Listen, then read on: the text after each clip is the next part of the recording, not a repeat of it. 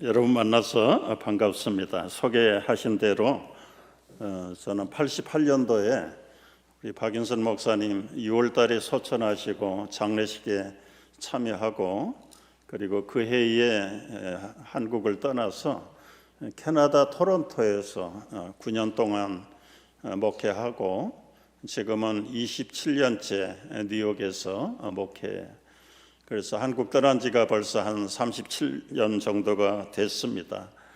제가 공부할 때는 남서울교회 지하실에서 교육관에서 공부를 했었고요. 그때 이제 이 땅 사고 건축할 무렵에 저는 한국을 떠나게 되었습니다. 한국에 떠나면서 늘 마음은 우리 언제나 모국에 대한 또 모교에 대한 사랑을 그리고 기도를 쉬지 않고 그거는 본능적인 사랑인 것 같아요. 저는 믿지 않는 가정에서 태어났고 고등학교 3학년 때까지 주님 잘 몰랐던 사람이고 고등학교 3학년 때 폐결핵이라는 병을 얻어서 서울에 살면서 마산 요양소에 중증 결핵 환자가 되어서 그저 죽음 앞에 만났던 사람입니다. 그런 과정을 통해서 주님이 저를 불러주셨고 찾아오셨고 저도 주님 앞에 굴복하면서 나의 남은 삶을 주를 위해서 살겠습니다. 그런 가운데 지금까지 한 걸음 한 걸음 스텝 바이 스텝 주님이 이끄시는 대로 지금까지 살아오고 있다라고 말할 수밖에 없는 게 제 인생의 전부였습니다. 머리도 나쁘고 공부도 못하고 학벌도 없고 건강도 없고 집안의 배경도 썩 그렇게 뛰어난 배경도 아니고 그래서 늘 공부 잘하고 똑똑하고 좋은 학교 나온 사람들 보면 열등의식도 있고 때로는 패배와 좌절의식 속에 미래의 꿈도 없던 그런 하이틴을 살았던 사람이죠. 그래서 세상은 언제나 참 이 IQ 좋아하는 사람들이 출세하고 어디를 가든지 합격하고 환영하는 그런데 머리가 좋은 사람들에게 약점이 있습니다. 그 약점이라는 것은 깊이는 있는데 친화력이 없고 융통성이 없어서 언제부턴가는 이 IQ 높은 사람보다는 이 감정 지수가 좋은 사람들, 물론 머리도 따라가야 되지만 서로 한 팀을 이룰 수 있고 조화를 이룰 수 있고 나보다는 남을 먼저 배려할 수 있는 그런 감성적인 지수가 높은 사람들이 성공하는 사회가 됐습니다. 그러나 영적인 목회의 세상은 IQ도 아니고 감성도 아니다. 저는 그렇게 생각을 합니다. 결국은 우선순위를 바꾸는 것이 우리 주님이 불러내신 베드로였고 또 베드로의 뒤를 이어가는 우리의 모든 후학들의 모습이라고 생각합니다. 주님이 원하시는 것은 머리가 좋으냐 공부 많이 했냐 그거보다도 베드로에게 3번씩이나 확인 질문을 했던 사랑 지수에 대한 문제입니다. 네가 이 사람들보다 나를 더 사랑하냐, 더 사랑하냐. 그래서 우리가 주님을 따르고 이제 앞으로 신학을 하든 목회를 하든 우리의 남은 생애를 주를 위해서 바치려고 작정을 했다면 우선순위를 바꿔야 되는 것이 첫 번째 해야 되는. 주님은 이 우선순위를 확인하고 싶어서 여러 가지로 말씀을 하세요.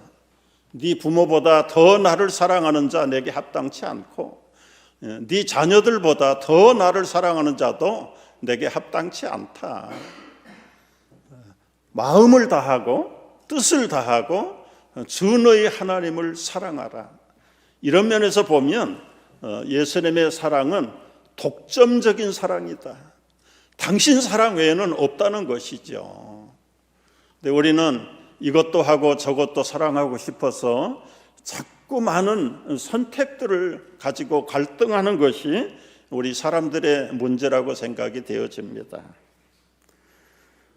요하나 시모나 이 사람들보다 더 나를 사랑하냐. 네가 나를 더 두 번째는 빠졌지만은 사랑하냐?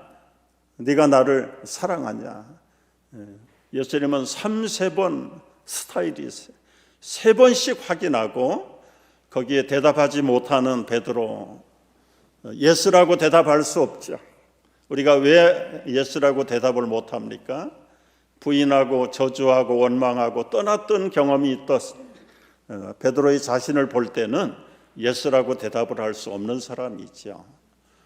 그저 그럴 때는, 곤란할 때 베드로는 참 머리가 나쁘지 않습니다. 여러분, 지혜로운 대답법이 있는데 내가 주님 사랑하는지 안 사랑하는지 주님이 아십니다. 주님이 아십니다. 곤란할 때는 yes, no라고 대답하면 안 됩니다. 그래서 당신이 아십니다. 당신이 아는 대로 생각을 하십시오. 빠져나갈 구멍도 있습니다. 거기에. 베드로는 참 어떤 면에서는 학문이 모자란 사람이라고 말하지만은 굉장히 지혜로운 사람이고 무엇보다도 주님을 사랑했던 사람입니다.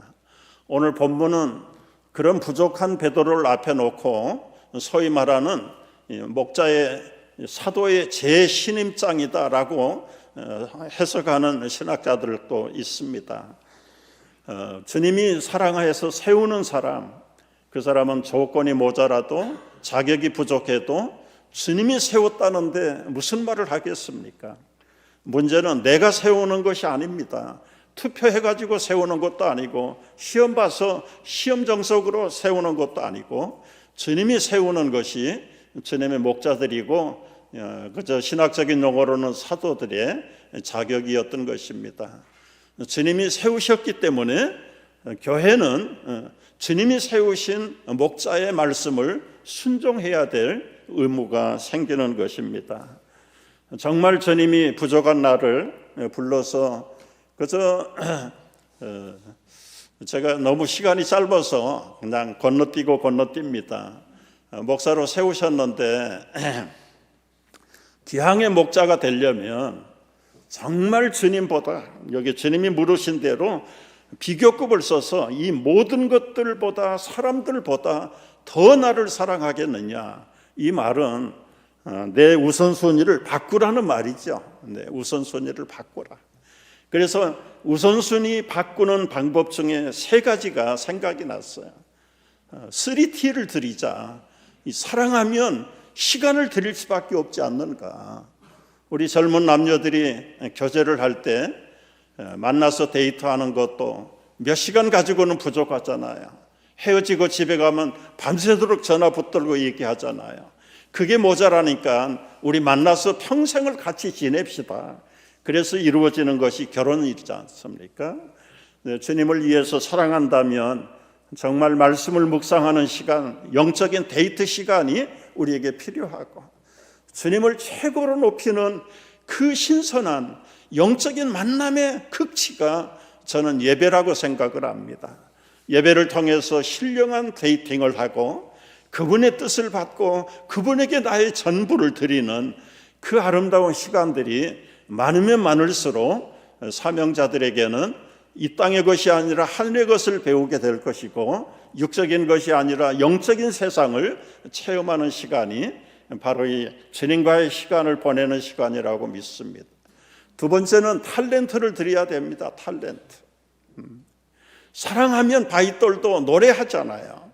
음치들도 사랑의 세레나데를 부를 수 있는 게 이 사랑의 묘약입니다.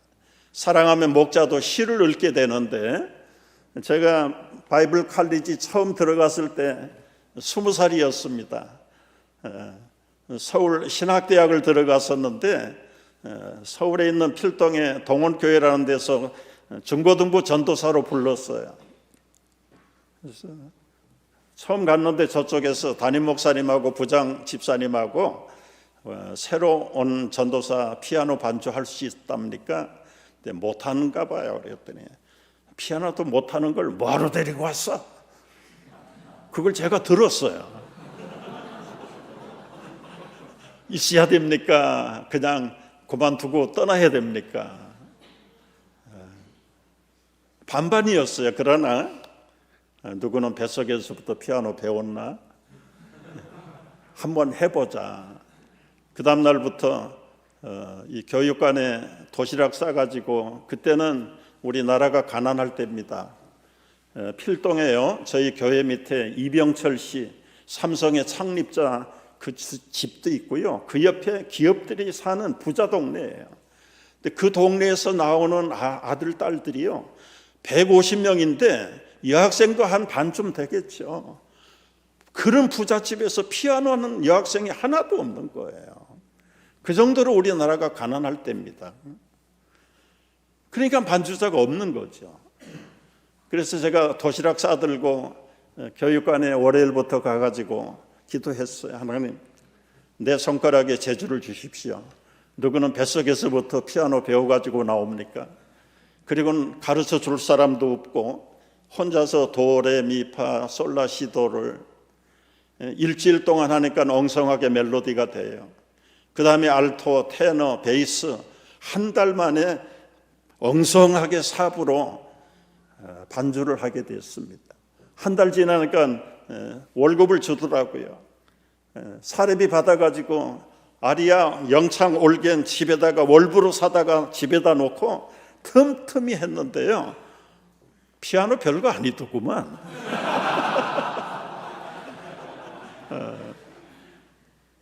샵이 많고 플랫이 많은 건 건반만 가지고도 반음 올리면 되고요, 반음 내리면 됩니다. 근데 이 수준 높은 얘기를 알아듣는 사람이 몇 사람한테 되는지 모르지만은 저는 그때 알았어요. 사랑하면 사랑에는 불가능이 없다. 여러분, 무엇이 약합니까? 탓하지 말고 내가 진정 사랑한다면 하나님이 사랑할 수 있는 탤런트, 재능, 은사를 주실 줄로 믿습니다. 세 번째 T는 트레저입니다. 트레저. 저는 이제 전도사 2년 동안 하면서 나 목사 안 해. 우리 교인들이 목사님을 흉을 보는데 너무너무 많은 흉을 봐서 야, 나도 저 길을 따라가는 거 나 싫다. 그래서 그만두고 건전한 집사, 허락하면 장로가 돼서 교회를, 목사님을 잘 섬기는 평신도가 돼야 되겠다.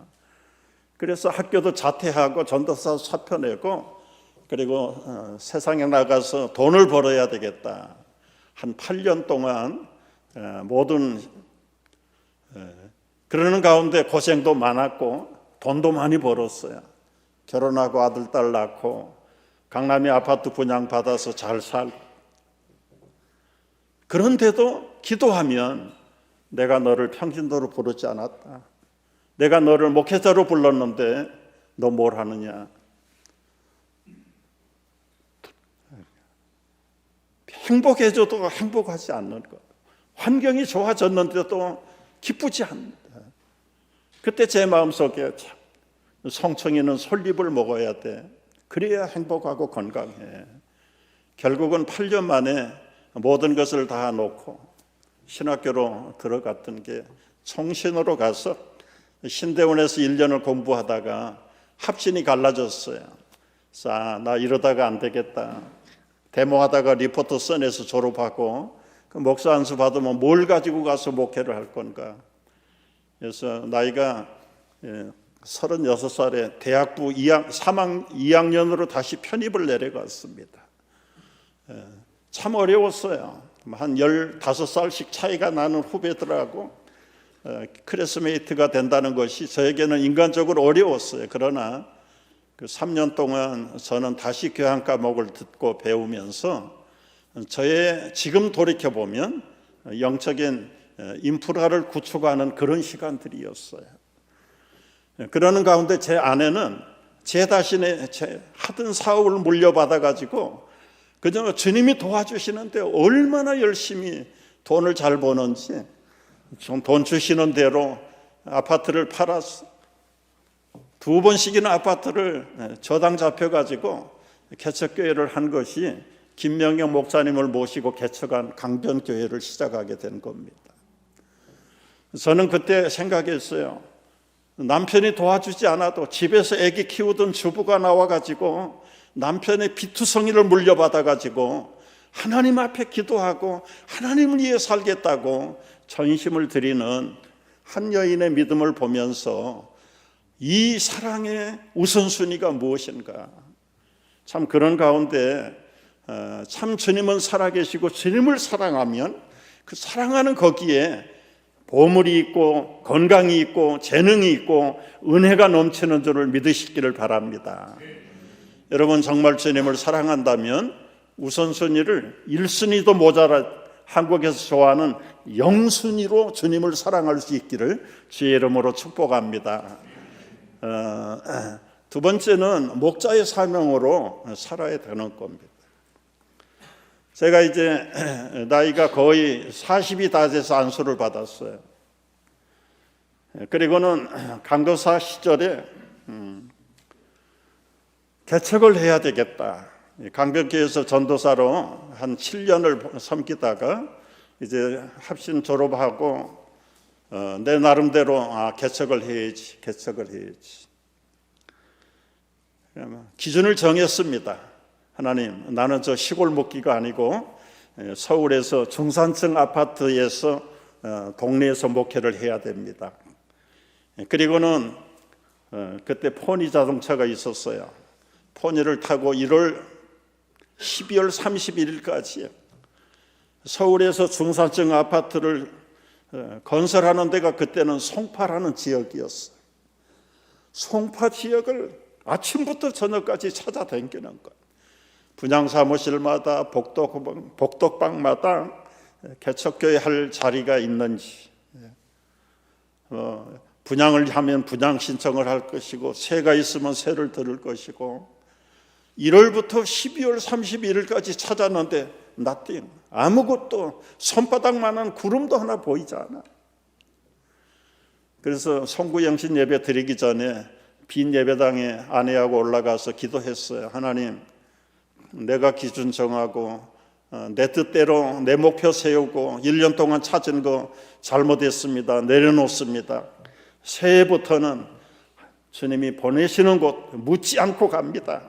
섬에 가라면 섬에 갈 것이고 시골로 가라면 시골에 갈 것입니다. 그리고 1월 3일이 됐어요. 박윤선 목사님이 집으로 전화를 하셨어요. 김강도사님, 몇 가정이 모여서 성경 공부하는데 가보겠습니까? 예, 갑니다. 가고 말고요. 그 지역이 어디라고 하죠? 송파라던가? 여러분 놀라지도 않죠. 저는 벼락을 맞는 줄 알았어요. 제 뜻대로 제가 결정해서 1년 동안 찾을 때는 그야말로 손바닥만한 구름도 보이지 않았는데 회개하고 내려놓고 주님의 뜻 앞에 맡겼더니 3일 만에 응답이 왔어요. 가보니까 한 6집사 부부들이 기다리고 있는 거예요. 그들을 데리고 시작한 교회가 산성교회라는 교회입니다. 그런데 한 가지 의심스러운 게 있잖아요. 아니 어떻게 박윤선 목사님이 허구하게 많은 제자들, 신학생들이 수십 명, 수백 명 일터인데 하필이면 저한테 전화를 하셨을까 궁금하잖아요. 그래서 제 나름대로 한번 여쭤봐야 되는데 여쭤보질 못하고 제가 결론을 내렸어요. 공부할 때 목사님이 여러 가지 과목을 많이 가르치셨는데 설교학도 가르치셨습니다. 설교 마지막에는 여기 올라와서 우리 학생들하고 교수님들하고 앉아서 설교 평가하시고 학점을 주고, 박윤선 목사님 올라오셔서 이제 신학생들 설교를 듣고 그래가지고 교인들이 은혜를 바꿨어요. 뭐 얼마나 날카롭게 칼날로 난도질을 하시는지 가기 전에 다 떨면서 올라가는 거예요. 떨면서 올라가요. 한 사람도 칭찬받는 신학생이 없는데 유일하게 우리 김재열 신학생은 최고의 성경 설교를 하셨습니다. 앞으로 잘 될 겁니다. 유일하게 칭찬받은 신학생이 저예요. 믿거나 말거나. 우리 입학 동기가 40년이 지났는데도 그걸 기억해요. 지금도 만나면. 아니, 박진슬 목사님이 어떻게 저를 기억하고 저한테 전화를 해서 목회 자리를 연결을 해 주실 수 있었을까? 제가 여러분에게 비법을 말씀드린 거예요. 우리 교수님들에게 잘 지키시기 바랍니다. 그럼 교수님 기억 속에 여러분들의 이름 석자 기억하고 있을 만큼 웃고 지나갈 이야기는 결코 아니라고 생각을 하고요. 그리고 시작된 교회가 이제 산성교회라는 곳인데, 그 산성교회는 지금도 있어요. 지금도 저 송파에 물론 이제 많이 발전은 못했어요. 발전은 못했는데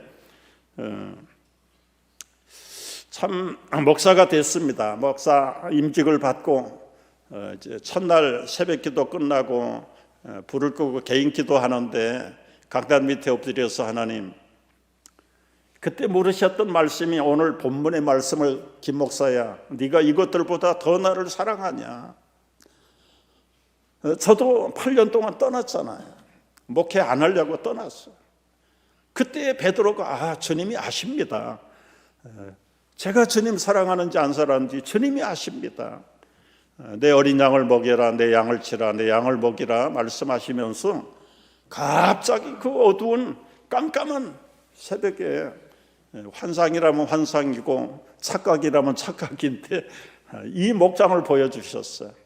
수없는 양떼와 소떼들을 보이시면서 김 목사야, 내 어린 양을 먹여라, 내 양을 치라, 내 양을 먹이라 말씀하셨어요. 너무너무 감사해서 그때부터 믿음이 아니면 용기가 생겼어요. 확신이 생겼어요. 주님이 나에게 주님의 양떼를 맡기셨다.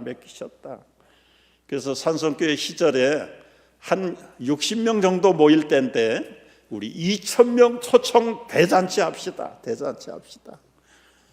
참 어려운 일이죠. 그런데도 하나 두려움 없이 2,000명 초청 대잔치를 했는데 이제 신빙 목사를 누가 알겠습니까? 그래서 그 당시에 인기 탤런트 가수, 북한에서 내려온 김신조 집사였어요.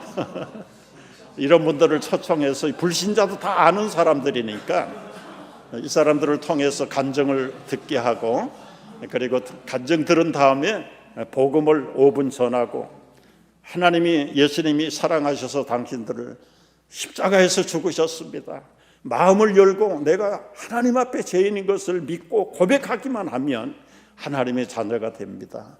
이 시간 하나님을 믿고 자녀가 되기를 원하시는 분 일어나십시오. 여러분, 2,000명 목표예요. 2,000명은 못 왔지만은 저는 숫자도 잊어버리잖아요. 1,567명이 왔어요. 그 중에 550명이 예수 믿겠습니다 하고 일어났어요. 이름 적고 주소 적고. 주님이 하십니다. 여러분 믿으시기 바랍니다. 우리 합신의 목회자들이 정말 주님을 사랑한다면 세상에 믿지 않는 사람도, 하나님 없는 사람도 배짱을 가지고도 자기 세계를 개척하는데, 왜 우리가 주님이 살아계시고 하나님이 나의 아버지요 나의 하나님이라고 믿으면서 무엇이 두렵습니까? 없습니까? 아버지는 다 가지고 계십니다. 여러분, 지금부터 믿음이 없으면 배짱이라도 길르세요. 그러나 배짱 가지고 목회하는 건 물론 아니에요. 우리가 그러면서 참 이제는 토론토로 떠나야 될 때 시간이 됐습니다. 어렵기 때문에 갔어요. 캐나다가 살기 좋은 곳이 간 곳이 아니라 10년 된 교회에 목사님이 6번 바뀌었대요. 인포메이션 이거 하나 듣고 갔습니다. 우리 이 교회는 그때 한 300명 정도 한참 성장할 수 있는 잠재력이 있는데 어느 분이 와도 할 수 있으니까 나는 맡기고 어려운 데로 가자. 가서 3년 만에 캐나다 목사님이 예배당 만들어 놓고는 그냥 재정 때문에 시중에 나와 있는 걸 저희들이 매입을 해가지고 새로운 예배당을 그리고 나서 지금 그 교회가 더 좋아졌어요. 다른 교회하고 합해가지고 이름도 바꾸고 지금은 다운스뷰 교회로 지금도 잘 자라고 있는 교회입니다. 저는 이제 뉴욕으로 가라고 해서 뉴욕으로 갔는데요. 한 3년 동안에 하나님께서 한 500명도 안 되는 교인들인데 3년 동안에 한 재적교인 2,000명으로 늘어나게 만들어 버리셨어요. 2부 예배 드렸는데 3부, 4부, 5부 예배를 드리고 어른들은 6부, 7부를 해도 될 것 같아요. 그러나 자녀들이 문제예요. 주일학교가 모일 자리가 없는 거예요. 그래서 시차제로 했습니다. 9시 반부터 11시 한 가정에 둘씩 있는 가정은 데리고 오고 데리고 가고 너무너무 교인들이 자발적으로 200만 불을 건축원금을 모아놨어요. 그리고 3년이 지난 다음에 땅을 위해서 구하고 찾는 가운데 하나님께서 이 넓은 땅을 주셨어요. 우리 한국 평수로는 26,400평. 우리 여기 합신이 얼마나 되는지 제가 모르겠습니다. 21에이커라는 넓은 땅을 뉴욕에서도 아주 좋은 곳에 맨하탄에서는 한 차로 40분 걸려있는 롱아일랜드 지역에 좋은 땅을 주셔서 기적 같은 땅을 얻었어요. 얻고 나니까 그때부터 시험이 들기 시작했어요. 참 18년 동안 엄청난 시련을 겪고 재적교인 2,000명이 아이들까지 300명도 남지 않았어요. 그런 가운데 14년 만에 허가를 받고 4년 동안에 공사를 하고 입당을 하게 되었습니다. 여러분 우리 교회 관광하겠습니다. 한 650명 정도 들어갈 수 있는 본당입니다. 이 건평은 여기 평수로 말하면 그저 한 1,500평 정도밖에 되지 않아요. 우리는 그거보다 더 크게 3배로 신청을 했는데 그걸 줄이는 일에 14년 걸렸어요. 그래서 결국은 지금은 아담한 건물로 땅은 넓지만 참 체육관도 있고 그저 야외에서 우리 이제 동네 분들을 초청해서 줄라이 포스라고 하는 미국 독립 기념일 저희들이 음악 프로그램도 하고 그리고 푸드 코트를 만들어서 맛있는 음식들을 제공하고 아이들 놀이 플레이 게임들을 그래서 복음 전해요.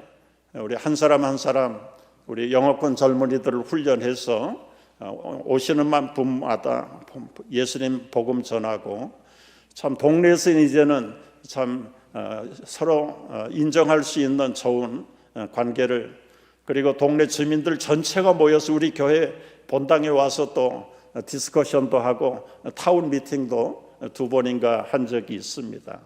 참 지금은 아름다운 교회가 됐어요.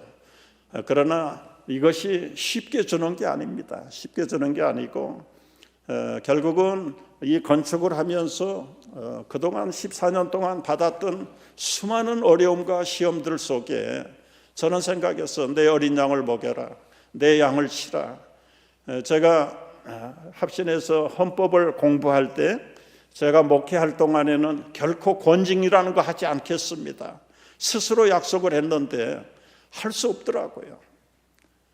얼마나 힘들게 하는 장로들이 있는지 결국은 권징을 한번 했어요. 그거 하면은 그 다음에는 더 큰 불이 일어난다는 거 알아요. 그럼에도 불구하고 이것은 난 마이 비즈니스. 이건 내 개인 사업이 아니야. 이건 주님의 사업이야. 저는 성격상 혈액형이 A형인데요. 내성적이고 소극적이고 수줍음 많고 남들하고 시비를 붙을 것 같으면 저는 피하는 성격이에요. 평생 남하고 시비해본 적이 없어요. 싸워본 적은 물론 없고요. 근데 목회하면서 장로들하고 이놈 저놈 하면서 싸웠어요.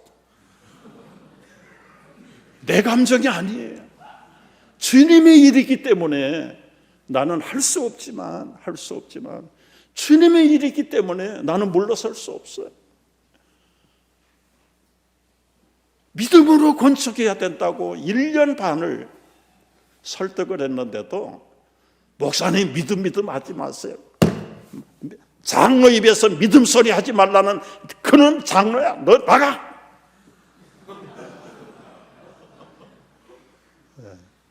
그분은 다른 교회에서 믿음으로 예배당 짓다가 예배당이 없어졌대요. 그러니 그런 쓰라린 경험을 했기 때문에 목사님 믿음으로 되는 게 아니라는 게 아는 거예요. 나는 믿음으로 3번씩이나 교회를 건축해봤어. 믿음으로 하는 거고 주님이 하신다라고. 결국은 그 장로들을 참 건증 안 한다고 했는데 결국은 건증했어요. 그런데도 지금까지 안 나가는 장로가 있어요. 어느 골치 아픈 교인 때문에 기도를 열심히 하던 목사님이 너무너무 속이 상해서 하나님한테 대들었대요. 하나님, 왜 그런 교인을 저한테 맡기셨습니까? 그랬더니 내가 여북 힘들면 너한테 맡겼겠냐? 여러분, 인생길이 그렇듯이 목회길도 실크로드만 깔리지 않아요. 얼마나 크고 작은 많은, 그래서 주님이 내 어린 양 먹여라 해석이 필요 없죠. 두 번째는 내 양을 치라. 어린 양 먹여놨더니 이게 힘이 세진 젊은 양이 됐어요. 못된 양이 들이받아요. 들이받는 양은 주님이 뭐라고 그랬어요? 치라고 그랬잖아요. 쳐야 돼요. 그런데 때로는 약한 목회자들이 치질 않습니다. 치질 않아요. 그냥 이리 피하고 저리 피하다 보니까 나중에는 지쳐가지고 목사님 먼저 떠나요. 그러면 교회가 되지 않아요. 여러분, 지금부터 저는 강조해요. 제가 8년 동안 사회생활 사업을 하면서 배운 거예요. 시장에 나가서 배웠는데요. 그 사람 하나님도 없고 예수님도 없는데도 그냥 어릴 때부터 세상의 장사를 배워가지고 배짱을 길러가지고도 출세하는 부자들이 너무너무 많더라고요. 그런데 우리는 하나님, 예수님, 성령님을 믿고 성경을 믿는데 믿음이 없으면 배짱이라도 있어야 될 텐데 배짱도 없고 믿음이 없이 사랑 타령만 하다가 결국은 양도 죽이고 교회도 세우지 못하고 내 앞길도 망쳐버리는 그런 일들이 비일비재한 걸 제가 많이 봤어요. 저도 그런 경험자이기 때문에 결코 속지 않았어요. 우리 주님이 그래서 3-4번 작전을 쓰신 이유가 거기 있습니다. 성장이 멈춘 양, 나이가 들었던 양, 들이받는 양, 항거하는 양들이 있어도 어린 양, 동서남북을 분별 못하는 그런 어린 양이 있을지라도 우리가 그 양들의 초점을 맞추는 것이 아니라 주님과 시선이 맞으면 우리는 환경도 모든 상황도 믿음으로 사랑으로 초월하고 이겨나갈 줄로 믿으시기 바랍니다. 저희 교회가 20년 동안 핸델의 메시아를 전곡을 합니다. 전곡을 해서 지금은 뉴욕 지역에서는 할렐루야 하면 센트럴 처치, 지금은 이제 점점 마을 사람들에게도 이제 알려져 가고 있는 그런 상황이고, 참 정말 주님을 진정으로 사랑한다면 여러분 우선순위를 바꿔야 할 것이고요. 그리고 사랑하는 사람에게는 타임과 탤런트와 트레저를 바쳐서 사랑해야 할 것이고, 그래서 주님을 진정 사랑한다면 목자의 사명을 회복하고 그 목자의 권위를 주님이 주셨다는 것을 믿고 나가는 데에 마지막은 순교를 각오하면서 살아야 합니다. 네가 젊어서는 마음대로 왔다 갔다 하지만 때가 되면 내 손발을 묶고 네가 원하지 않은 길로 데리고 갈 것이다. 베드로가 앞으로 어떤 죽음을 맞이할 것인가에 대한 예언의 말씀을 주신 것처럼 우리의 미래가 어떻게 끝날는지 우리는 모를지라도 심지어 순교를 각오하면서 살아야 된다. 결론은 무엇입니까? 여러분, 비교하지 마라. 베드로가 저 젊은 요한이는 얼마까지나 몇 살까지나 살겠습니까? 너는 간섭하지 마라. 내가 다시 오시는 날까지 요한이를 살려놓는다 할지라도 너는 상관하지 말고 나를 따르라 말씀하시오. 여러분, 우리가 믿음 생활할 때 시험 드는 1번이 비교입니다. 비교. 왜 비교해야 합니까? 왜 우리 아이가 저 집 아이하고 똑같아져야 됩니까? 여러분, 내 남편이, 내 아내가 왜 다른 남편과 다른 아내하고 비교해야 합니까? 우리 목사님이 왜 다른 교회 목사님하고 똑같아져야 됩니까? 똑같이 하려면 하나님께서 로봇으로 지어놓을 수 있어요. 그러나 다 각양 다르게 지었어요. 베드로는 베드로에 가야 될 길이 있고, 요한이는 100살이 넘도록 살려놓아야 될 하나님의 뜻이, 그 뜻이 무엇입니까? 요한계시록을 기록하기 위해서 요한이를 오래 살려놓으신 거예요. 베드로 때문에 수많은 후배들이 그 순교의 길을 마다하지 않고 떠났던 것입니다. 베드로가 젊어서처럼 나 순교하기 싫다라고 변절했더라면 아마 기독교는 시작되지 못했을런지 모릅니다. 여러분, 결코 비교하지 마십시오. 여러분은 여러분이 가야 될 마이웨이가 있어요. 내가 해야 될 일이 있어요. 내가 감당해야 될 사명이 있고 때로는 환경이 있는 것입니다. 이 모든 것들을 주님을 사랑하는 방법이라는 것을 아시고 우리가 최선을 다해서 앞으로 주님께서 여러분들에게 아름다운 목자의 사명을 확실하게 세워줄 수 있는 시간들이 되시기를 주의 이름으로 축복합니다. 기도하겠습니다. 이 시간 나를 사랑하시는 주님, 우리를 사랑하시는 주님, 다시 한번 네가 이 모든 것들보다 나를 더 사랑하느냐 물으십니다. 하나님, 이제 주님만을 사랑하는 줄을 주님이 아시는 것처럼 우리가 그 길을 달려가되 모든 우선순위를 주님 영순위로 마치고 달려갈 각오를 감당하기를 원합니다. 주님, 이 모습 이대로 받아주시고 이제 우리의 생명을 바칠 각오로 비교하지 아니하고 나에게 주신 사명과 비전을 향하여 힘차게 달려가는 우리 모두가 되게 하여 주시옵소서. 예수님의 이름으로 기도하옵나이다. 아멘.